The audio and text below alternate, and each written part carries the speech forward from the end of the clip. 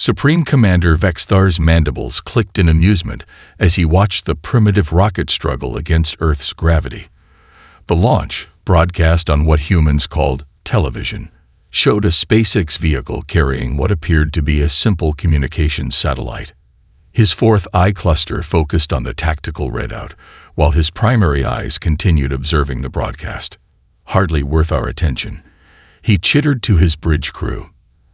Add it to the invasion briefing as further evidence of their technological inferiority. Aboard the rocket, Dr. Amanda Brooks maintained her poker face despite the flutter of excitement in her stomach. 10 years of preparation had led to this moment. The failed launch would be her masterpiece, the culmination of Project Oracle, humanity's most closely guarded secret. The rocket performed exactly as intended, appearing to struggle at precisely the right moment. To any watching eyes, it would seem the satellite had deployed incorrectly, tumbling into an unstable orbit. Amateur astronomers would track it for a few days before it became just another piece of space debris, forgotten by all but the most diligent observers. All according to plan. In the classified bunker beneath Lawrence Livermore National Laboratory, Amanda watched the real telemetry with her team. The quantum sensors they'd hidden within the satellite's seemingly primitive exterior were already collecting data on the cloaked Kraxan vessel. Every scan the aliens performed on the failed satellite fed more information back to Earth through channels disguised as ordinary cosmic radiation. "They're taking the bait," her colleague Mike Rodriguez whispered, watching the streams of encrypted data flow across their quantum-linked displays. "Their automated systems are doing a full spectrum analysis of our technology level." Amanda allowed herself a small smile. "And finding exactly what we want them to see." She pulled up the false data package they'd prepared. Decades-old transistor technology, basic radio communications, and propulsion systems that would make any advanced species cringe. The perfect picture of a civilization barely reaching for the stars. The Kraxan ship's scans intensified, its powerful sensors trying to pierce through Earth's atmospheric interference. With each scan, the satellite absorbed more information about their scanning technologies, weapon systems, and shield frequencies. The aliens' overconfidence was their greatest weakness. They'd never considered that their routine reconnaissance could be a two-way street.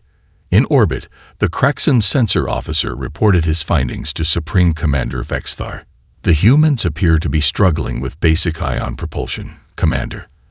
Their most advanced computers utilize primitive silicon processors, and their military capabilities are limited to chemical explosives and simple nuclear devices." Vexthar's satisfaction radiated through his pheromonal glands, filling the bridge with the scent of victory. "Prepare a conquest assessment for High Command. 1 battle fleet should be sufficient for this world. Their resources will serve well in our expansion efforts." Back on Earth, Amanda's team carefully monitored the Kraxan communications.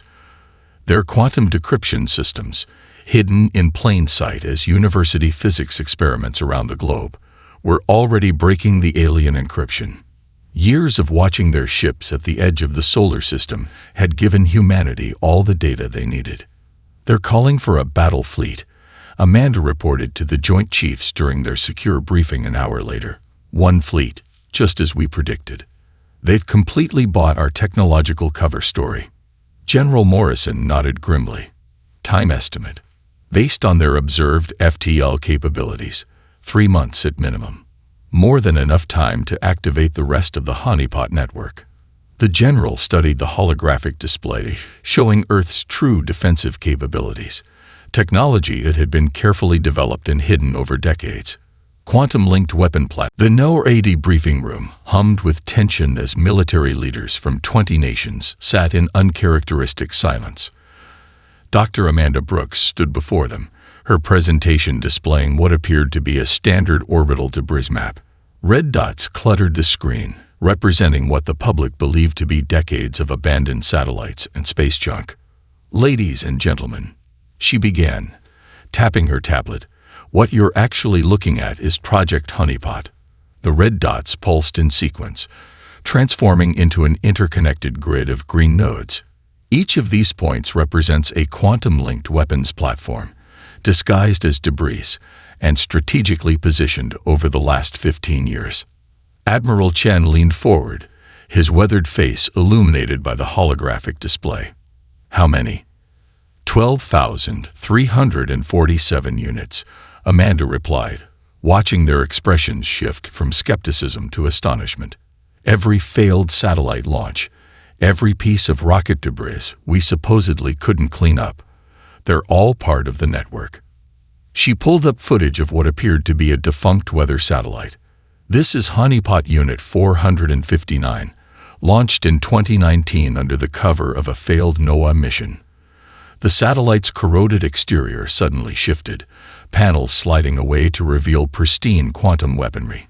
Each unit contains a self-maintaining fusion reactor and a neural-linked targeting system that's been learning from our accumulated military history. General Morrison cleared his throat. Dr. Brooks, the Kraxan fleet will arrive in 72 hours. Are you certain they haven't detected this network?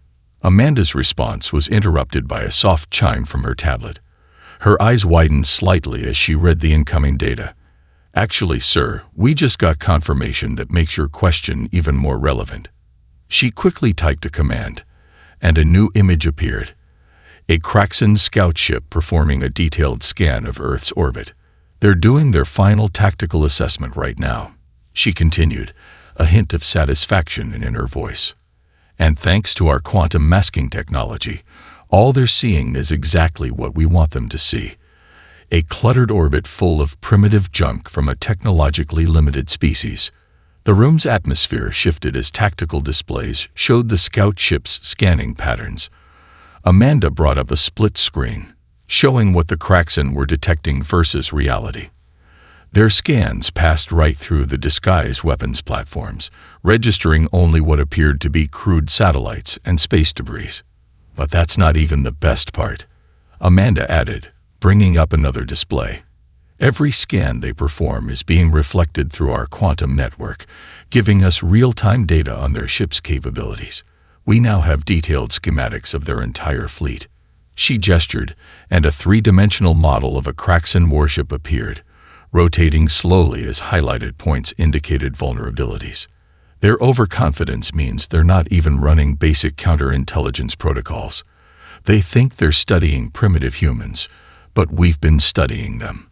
Lieutenant Colonel Sarah Jenkins, head of Cyber Command's Special Projects, spoke up from the back of the room. What about the civilian coordination? Amanda nodded, pulling up another screen. The gaming networks are ready. 10 million players worldwide think they're participating in a special event on their favorite space combat simulator. In reality, they'll be controlling our defensive swarms through neural interfaces we disguised as gaming peripherals.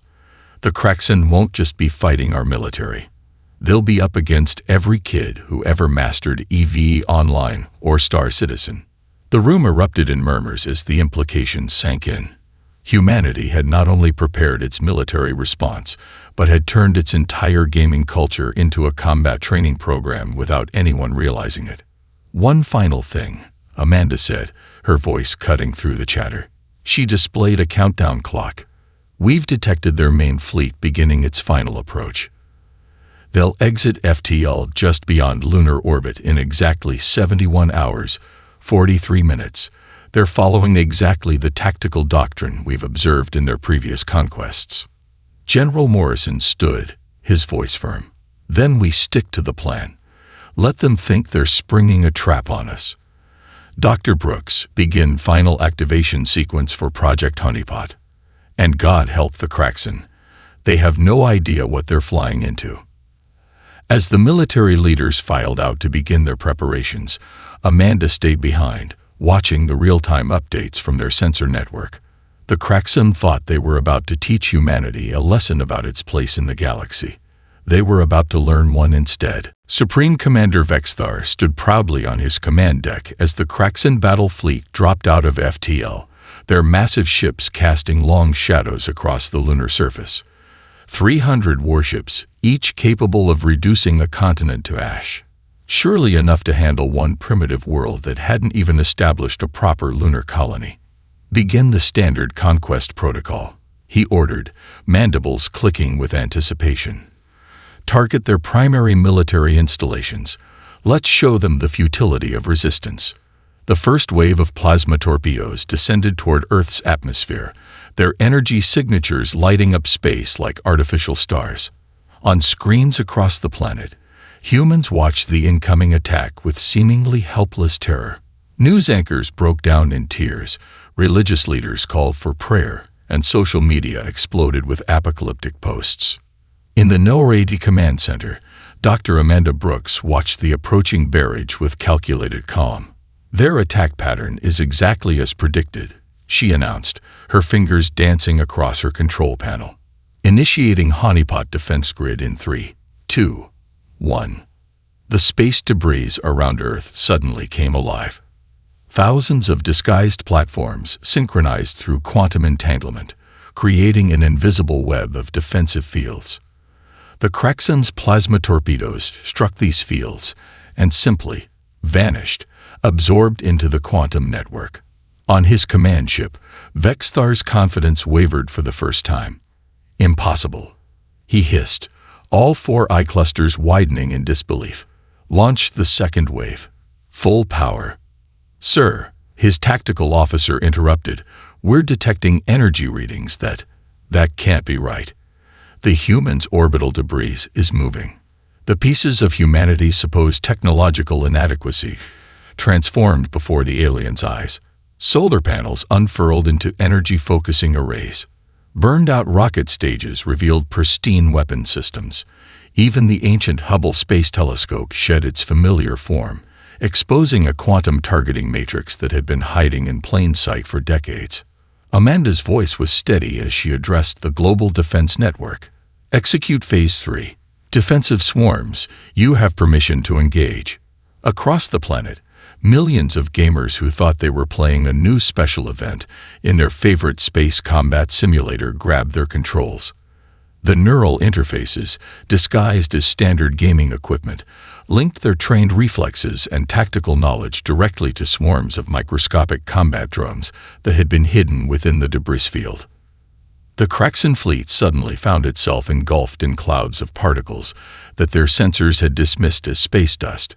These swarms, guided by the collective skill of Earth's gaming community, began infiltrating their ships through every microscopic gap and seam. Shields failing on multiple vessels. The Kraxen tactical officer screamed, "Our systems are being accessed by millions of separate entities."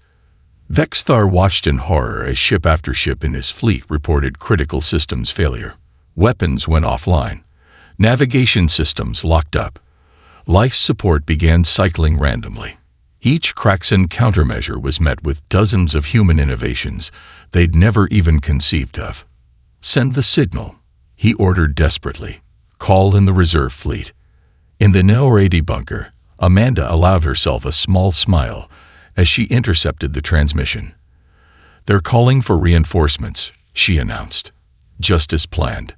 Major Williams, activate the quantum entanglement disruptors." The Kraxen's faster-than-light communications suddenly dissolved into useless static.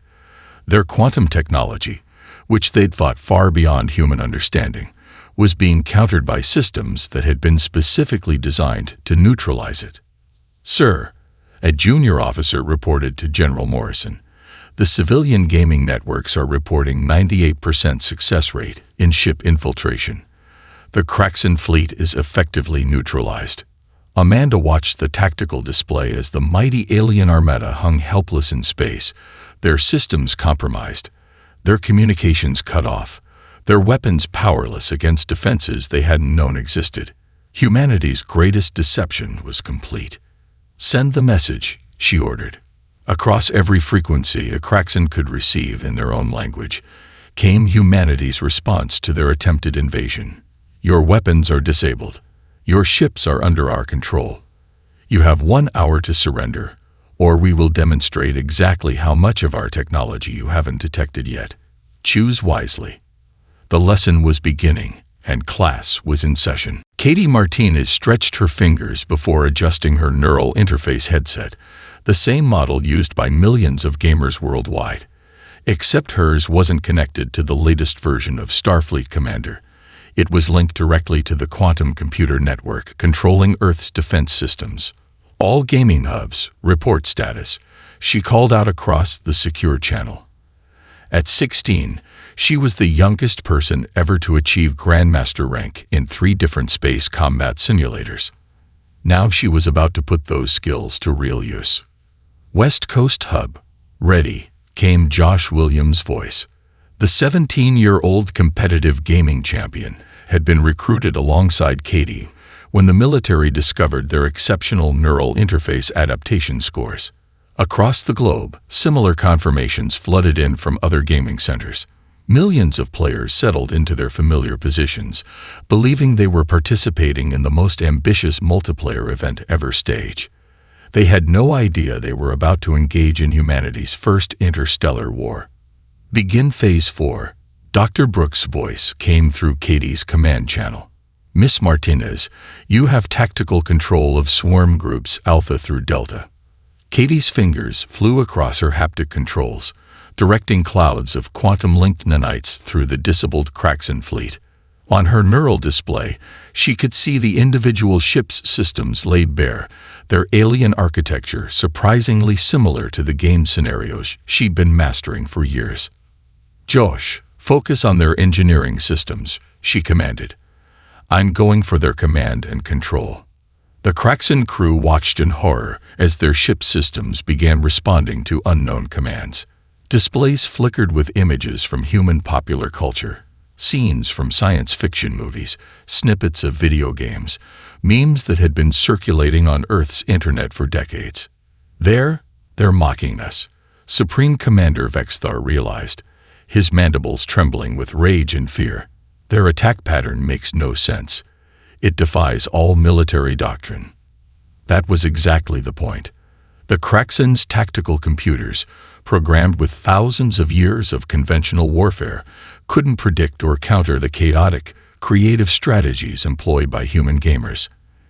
Every ship in their fleet was being overwhelmed by techniques developed in virtual battles. Sir, Katie reported to Dr. Brooks, we've achieved full systems penetration on 60% of their vessels. Their cyber defenses were designed to stop artificial intelligence, not human creativity. In the No-Ready Command Center, Amanda watched the tactical display with satisfaction. The Kraxan fleet, once so threatening, was now helpless against an enemy they couldn't understand. Their rigid military hierarchy was no match for millions of independent human minds working in loose, adaptive collaboration. Hey Katie, Josh's voice crackled over the comm. Check this out. He sent her a data packet showing how the Kraxan's quantum processors could be reprogrammed using techniques they'd learned from speedrunning video games. If we exploit their processing cycles like the glitch in Starfleet Commander IV. Katie grinned. Just like sequence breaking the final boss. Do it. Across the Kraxan fleet, ship after ship found their quantum computers running human video game code. Their fearsome weapon systems were now processing everything from Pong to Minecraft, their targeting computers displaying game over in dozens of human languages. Status report, General Morrison demanded. Amanda checked her displays. The gaming network has achieved complete spectrum dominance. The Kraxan fleet is effectively reduced to flying mountains of metal. No weapons, no shields, no faster-than-light capability. Sir, a junior officer called out, we're detecting power spikes in their consciousness transfer systems. They're attempting a direct neural assault. But Katie was already ahead of them. Redirecting their neural stream through our gaming servers, she announced calmly. Let's see how their hive mind handles 1 million teenagers with internet connections. The Kraxan's attempted consciousness transfer met the chaotic, meme-filled, endlessly creative digital landscape of human gaming culture. Their orderly, militaristic neural patterns scattered like leaves in a hurricane. Message from the Kraxan flagship, Amanda announced, allowing herself a small smile. They're requesting terms of surrender. As humanity's first interstellar victory took shape, Katie saved her combat logs and finally removed her neural interface. Best game ever, she whispered, knowing that somewhere out there, millions of gamers would never realize they had just helped save Earth. Supreme Commander Vexthar stared at his ship's primary display in disbelief as yet another system succumbed to the human assault. But it wasn't the loss of weapons or shields that terrified him. It was the realization that every scan his fleet had ever performed of Earth had been carrying something back with them. "Sir," his chief technician reported, mandibles quivering, "we've detected anomalous code in our primary quantum core. It appears to have been there for months, possibly years." Dr. Amanda Brooks' voice suddenly came through on all frequencies, in perfect Kraxan language. "Wondering how long we've been in your systems, Commander. Every radio signal you intercepted, every transmission you monitored, every routine scan, they all carried fragments of our quantum eye virus. We've been uploading to your ships since you first entered our solar system." In the secure bunker, Amanda turned to General Morrison, initiating Protocol Omega. Time to show them what their own technology can do when reprogrammed by human ingenuity. Throughout the Kraxan fleet, ships began responding to new commands. Weapon systems targeted their own vessels. Navigation computers plotted collision courses. The aliens watched helplessly as their own technology turned against them. "Impossible," Vexthar hissed. "Our quantum encryption was impressive," Amanda interrupted, still broadcasting. "But did you know that human teenagers routinely break similar encryption for fun? We call them hackers. They compete to see who can find vulnerabilities the fastest. Your military-grade security was a weekend project for them." Katie Martinez's voice joined the broadcast. "Hey, alien dudes, you really should have checked those random background radiation patterns you were detecting. That was us, using your own quantum wake to piggyback our code into your systems. Pretty neat trick, right?" The Kraxans' attempts to purge their systems proved futile. Every backup they accessed was already infected. Every isolated system they activated contained dormant viral code. Their mighty fleet had been compromised before they'd even arrived. "Dr. Brooks," Katie called over the secure channel. "They're trying to activate their consciousness transfer device again. But this time," she grinned, "this time they're going to get a surprise." Amanda nodded. "Execute Protocol Omega Final." When the Kraxan attempted to launch their consciousness-based attack, they found themselves flowing into a trap. The quantum eye viruses, hidden in their systems, had reorganized their neural networks to mirror human thought patterns. Instead of dominating human minds, they found themselves experiencing everything that made humanity unique. Through their own consciousness transfer system, the Kraxan commanders suddenly experienced a child's first bicycle ride, a grandmother's cherished recipe, the thrill of victory in an underdog sports match, the comfort of a loved one during loss, the pure joy of creating something new. What is this?" Vexthar gasped, his consciousness reeling from the flood of human experiences. "That," Amanda replied softly, "is humanity. Not our weapons, not our technology, but everything that makes us who we are. Every emotion, every memory, every triumph and failure that shaped our species." The Kraxan fleet hung motionless in Earth orbit as their crews struggled to process this unprecedented assault on their worldview. Their rigid, hierarchical society had never encountered anything like the chaotic, beautiful complexity of human consciousness. "Your choice is simple," Amanda continued. "Surrender now, and we'll help you understand what you've just experienced. Continue fighting, and we'll be forced to demonstrate just how much more of your technology we've reprogrammed." In the command center, General Morrison watched the tactical display as, one by one, Kraxan ships began powering down their remaining active systems. "Status report." Amanda checked her readings. "The quantum virus has achieved complete neural integration. Their entire command structure is experiencing a crash course in human nature. I don't think they'll be interested in fighting after this." As the surrender signals came in, Katie looked up from her console. "You know what's really going to bake their alien noodles? Finding out this wasn't even our final form. The enemy within hadn't been the virus in their computers. It had been the fundamental human experiences now transforming their understanding of what was possible. Sometimes, the most powerful weapons aren't weapons at all. The neural assault hit Earth's defenses like a tidal wave of consciousness. In their desperation, the Kraxen had activated their species' ultimate weapon, a mass consciousness transfer device designed to overwhelm and possess enemy leadership. Thousands of Kraxen minds poured through the quantum network, seeking human hosts to dominate. They found Katie Martins waiting for them. Now this, she said, fingers flying across her neural interface controls, is what we call a pro-gamer move.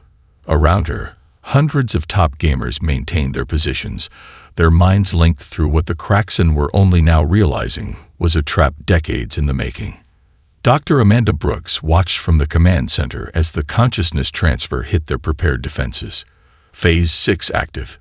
Katie, you have control of the neural countermeasures. The Kraxen minds, expecting to find simple, orderly human consciousness to overwhelm, instead crashed into the combined neural architecture of Earth's gaming community. Millions of minds trained in complex strategy games, first-person shooters, and massive multiplayer environments created a chaotic, ever-shifting battlefield the aliens couldn't comprehend. Welcome to my server, Katie broadcast across the neural network. Let's see how you handle human creativity on its home turf. The Kraxen consciousness stream encountered Minecraft players who could restructure reality on a whim, EVE online veterans with decades of space combat experience, speedrunners who could find exploits in any system, modders who routinely rewrote the rules of their virtual worlds. Their neural pattern is destabilizing, Josh reported from his station. They've never encountered minds that can reshape reality this quickly. Should we show them the memes? Do it, Katie commanded with a grin. The organized Kraxen consciousness fragmenting across Earth's gaming networks suddenly found itself bombarded with every piece of human cultural data the gamers could access. Centuries of art, music, literature, and yes, memes flooded their neural networks. In the NORAD command center, Amanda monitored the quantum readings. The Kraxen neural architecture is completely overwhelmed. Their consciousness transfer is becoming less of an attack and more of a cultural exchange program, General Morrison suggested, a rare smile crossing his face. Through their neural connection, the Kraxen experienced the complete history of human warfare evolution. Every strategy game ever created, the collective tactical knowledge of millions of gamers, the emotional impact of countless victory and defeat scenarios. Their minds weren't ready for this much information, Katie reported, her fingers dancing across holographic controls. They're used to rigid hierarchies and direct commands. We're showing them every possible way humans have ever thought about combat, strategy, and victory, all at once. Supreme Commander Vexthar, his consciousness trapped in the neural network, finally understood. The humans hadn't just prepared their technology. They'd weaponized their entire culture. Ready for the final? Katie asked, her hand hovering over the execute command. Amanda nodded. Show them what Earth's greatest minds can really do. With a keystroke, Katie activated the quantum neural processors hidden within Earth's gaming networks. The Kraxen consciousness transfer reversed, and instead of human minds being overwhelmed, the aliens received a direct feed of humanity's entire military history. Every battle, every strategy, every victory and defeat from ancient times to the present. Their tactical computers are overloading, Josh announced. They're receiving more combat evolution data than their entire species has accumulated in their history. On the Kraxen ships, crews watched in horror as their commanders convulsed, their neural networks overwhelmed by millennia of human military innovation compressed into seconds. Message from the Kraxen fleet, a communications officer reported. They're begging us to stop the neural feed. They say they've seen enough. Amanda stepped forward, her voice carrying across all frequencies. This was just our gaming community, Commander Vexthar. Would you like to see what our actual military can do? The response came immediately. Unconditional surrender. As the gaming networks powered down from combat mode, Katie finally removed her neural interface. "Kind of funny, isn't it?" she said to Josh. "They came to teach us a lesson about warfare, but ended up in the biggest game tutorial of all time." The Kraxan had learned their lesson. Never mistake humanity's creativity for weakness, especially when it comes in the form of teenagers with gaming controllers. Dr. Amanda Brooks stood in the airlock of the Kraxan flagship, leading Earth's first official boarding party. Behind her, a mixed team of medical personnel and technical experts waited, their equipment ready. The inner door cycled open with a soft hiss, revealing a corridor lined with surrendered Kraxan troops. "They're expecting execution," Lieutenant Rodriguez whispered, noting the aliens' defeated postures. Standard protocol in their culture. Amanda stepped forward, her voice clear and firm. "I'm Dr. Amanda Brooks, representing Earth's Combined Defense Force. We're here to provide medical assistance and facilitate your safe return home." The Kraxan guards chittered in confusion, their mandibles clicking rapidly as they processed her words. Supreme Commander Vexthar, still shaking from the neural feedback, stepped forward. "We do not understand," he managed, all 4 eye clusters focused on Amanda. "Your victory is complete. Our destruction should follow." Behind Amanda, medical teams were already moving forward, scanning injured Kraxan crew members and setting up treatment stations. Katie Martinez insisted on joining the boarding party, was already interfacing with the ship's systems through her neural link. "Hey, their life support is running at only 82% efficiency," Katie called out, her fingers dancing across her portable interface. "Josh, can you reroute power from the secondary systems? They're using an architecture similar to the Starfleet Commander II engine." Amanda watched as the Kraxan crew's confusion deepened when they realized their ship's systems were being repaired, not disabled further. "Commander Vexthar, humanity has a different approach to victory. We believe understanding is more valuable than destruction." The medical teams worked efficiently, treating injured Kraxan with techniques developed from the neural data exchange during the battle. Dr. Sarah Chen, the chief xenobiologist, approached Vexthar with a medical scanner. "Your neural pathways show signs of stress from the consciousness transfer," she explained, adjusting her equipment. "We can help stabilize them, if you'll allow it." Vexthar's mandibles trembled. "But the data flood, your species, we saw." "You saw our capacity for violence," Amanda acknowledged, "but you also experienced our capacity for creation, innovation, and yes, mercy. That's what truly makes us dangerous. We understand both." Throughout the ship, similar scenes played out. Human technical teams restored vital systems while medical staff treated the injured. Katie and Josh, working through their neural interfaces, helped stabilize the ship's quantum core, using techniques they'd learned from years of modding games. "Their technology is actually pretty elegant," Katie observed, deep in the ship's systems. "Just rigid. They never thought to try half the things we figure out in video games." A young Kraxan engineer watched in amazement as she reconfigured their systems, improving efficiency by 23% using principles from puzzle games. "You play with reality like this for entertainment?" Katie grinned. "Wait till I show you what we can do with particle physics in Minecraft." In the ship's medical bay, Dr. Chen made a surprising discovery. The neural feedback didn't just overwhelm them, she reported to Amanda. It's actually rewiring their neural pathways. They're developing new types of synaptic connections, similar to human creativity centers. Amanda watched as Vexthar's crew began asking questions, their natural curiosity awakening after centuries of rigid military doctrine. They wanted to understand how humans had hidden their true capabilities, how children playing games had defeated their best military minds, how a species could be simultaneously so creative and so merciful. "General Morrison," she reported over her secure link, "I think we've achieved something more valuable than victory. We've given them a new perspective."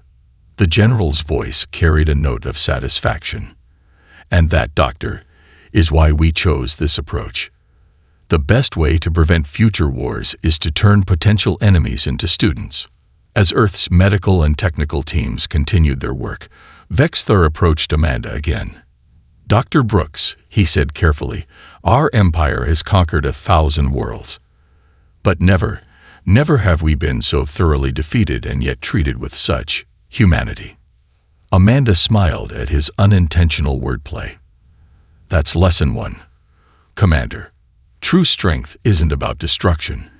It's about having the power to destroy and choosing not to."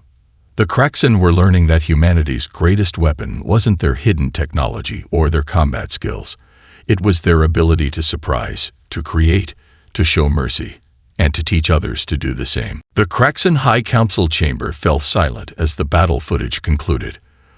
The massive quantum display showed Earth's complete victory, but it was the aftermath that truly stunned them.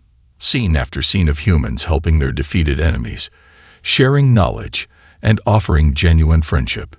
"Impossible," first speaker Zelthan whispered, his ceremonial armor clicking as he shifted uncomfortably. Supreme Commander Vexthar's entire fleet, defeated by a species that hasn't even colonized their moon. The chamber doors opened, and Dr. Amanda Brooks walked in, accompanied by Katie Martinez and a fully recovered Commander Vexthar. The council members chittered in surprise. No alien had ever been allowed in these sacred chambers. "Honorable Council," Vexthar began, his mandibles moving with new confidence. "What you've seen isn't just a record of defeat. It's an invitation to evolution." Amanda stepped forward, activating a small quantum projector.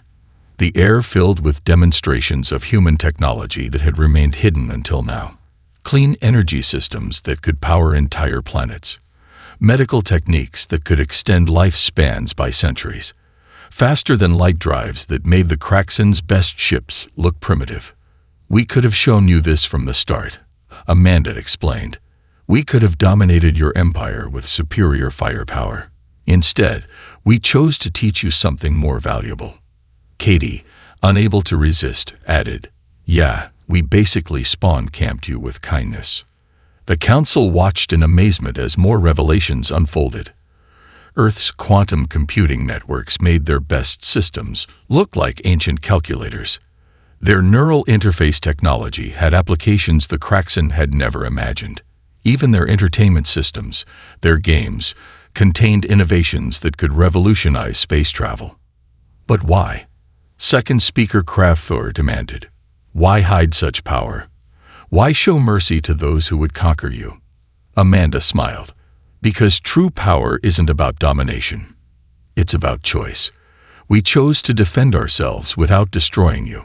We chose to help instead of harm. We chose to turn an invasion into a cultural exchange. Vexthar stepped forward, his neural patterns now permanently altered by exposure to human consciousness. My defeat taught me more than 1,000 victories. Humans don't just think differently. They make others think differently too. Their chaos isn't weakness. It's infinite potential. The presentation continued, showing how Earth's defensive network now protected the Kraxan fleet as well. How human gamers were teaching alien crews new ways to operate their ships. How medical teams had improved Kraxan biology using techniques derived from video game optimization. We offer you a choice, Amanda announced. Continue your path of conquest, and we'll be forced to demonstrate our full military capabilities, or join us in exploration, innovation, and growth. Katie pulled up a gaming interface, showing Kraxan crew members already learning human strategy games. They're pretty good at EVE Online now, she grinned. Give them a few months, and they might even beat Josh's high score. The council members conferred briefly, their chittering filled with new harmonics, evidence of their neural patterns already beginning to shift toward more creative configurations. First speaker Zelthan rose. For 10,000 years, the Kraxan Empire has expanded through conquest. We thought we were teaching the galaxy's strength. Instead, a single battle with Earth taught us wisdom. He turned to Amanda. We accept your offer of alliance. Our empire will change. We will learn. We will grow. And perhaps one day we will understand how a species that spends its time playing games managed to defeat our greatest fleet. Amanda smiled. That's easy.